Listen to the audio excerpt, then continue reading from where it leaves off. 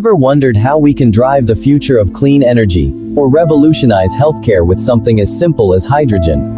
Well, that's exactly what KCH R&D Corp has been doing since 2018 in San Pedro Laguna. Two pillars of innovation form the backbone of KCH R&D Corp. Hydrogen fuel system, viewing hydrogen as a solution to air pollution. Patented by the Philippines IP Office, leading manufacturer in the country. Hydrogen inhalation therapy, first in the world to receive FDA Philippines approval. Administered to patients with over 50 types of diseases. Following Japan's footstep toward nationwide acceptance. Endorsed by medical doctors. Featured on TV. Published in books. KCH R&D Corp continues to innovate, harnessing hydrogen for a cleaner, healthier world.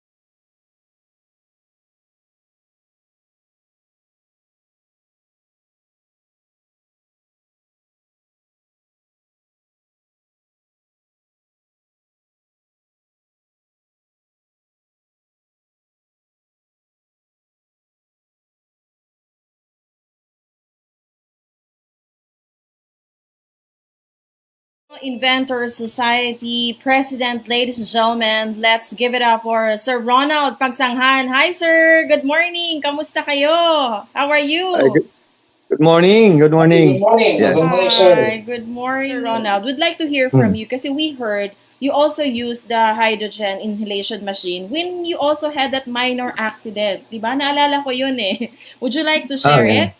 Mm. Actually, it's not a minor accident. It's talagang It's a big bali-bali yung buto ko. Oh my God.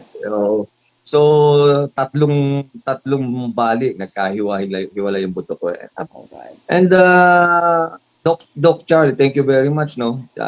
Napakalaking bagay yung inan mo sa akin yung machine mo. So, every time na matutulog ako, so ikinakabit natin yung kanyang inhalation, ano. Malaking treatment. Ngayon, supposed to be dapat operahan ako, babakalan ako. Oh. Nung nakita ng doktor na maganda na yung kapit ng buto, talagang nag-heal na siya. So ayaw ng paggalaw ng doktor na wag na daw akong bakalan. Kasi na-pending yung aking operation, gawa nga nung that time we are busy kasi nga gawa nga ng maraming mga events at hindi ako pwedeng wala doon sa planning, sa operation ng mga events na namin sa FIS. Kaya na-pending yung aking operation. So, kasi kailangan mo pag mga 1 to 2 weeks ka doon sa hospital para lang talaga makalabas ka. So hindi pa pwede ganoon na mawala ako sa association, and then of course yung aking mga business, o talagang na-pending.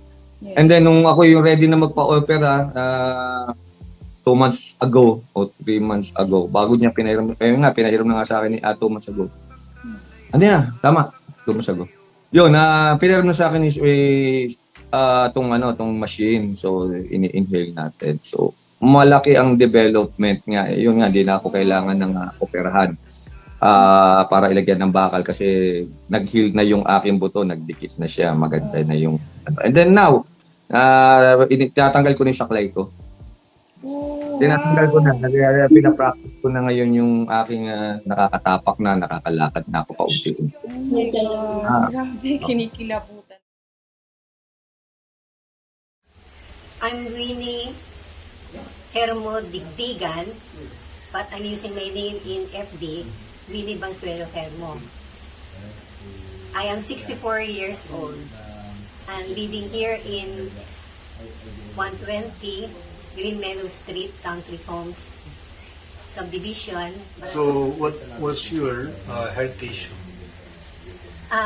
2013, I was diagnosed of multiple myeloma, Multiple myeloma. cancer in bone marrow in Perpetual Hospital here in Binyan, Laguna. So, what are those big improvements? Before, I hardly walk. How do you work? Yes, I cannot walk. And So, because of Some there's a pain and knee pain. yeah, and because of my bone scanning, the doctor told me that my bones are already brittle, so I have to Your Take bone care. is brittle, so Yeah. you are not easily work. yeah. So when you cannot work, do you use some clutch or something So in the beginning? I'm not using Clutch. clutch.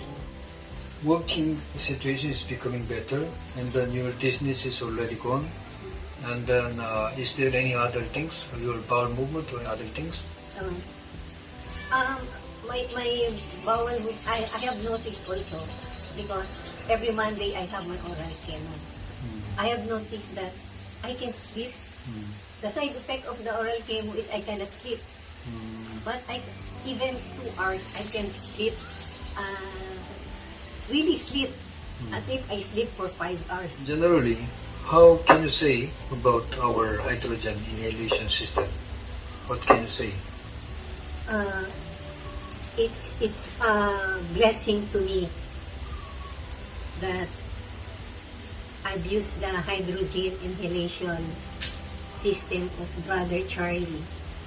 It's really a blessing. If you have sickness, any kind of sickness, you can use the hydrogen inhalation. Okay. Hello. Today, April 16, year 2024, we visited Ma'am Emma's place in Valenzuela. And then we would like to listen from her what has happened after her using of the hydrogen inhalation. Okay. And then what are the health inconvenience you have before and now? Okay. Before the machine, I have lupus disease, isn't it? Then these complications is diabetes and hypertension. I've been suffering from constipation, then Constipation. headaches, because I have a bladder problem. That's why maybe due to incontinence, I've been always dehydrated at night. I used to pee too many times. After you introduced me, it's helping a lot. Now, at this moment, there's lesser pains on my Lesser pain. joints. Then, my actually lupus disease is never cured, but then you said that at least somehow minor diseases might be solved. Then it's true that my constipation is now okay. I'm not bloated anymore and I'm constipated. Then no more headaches.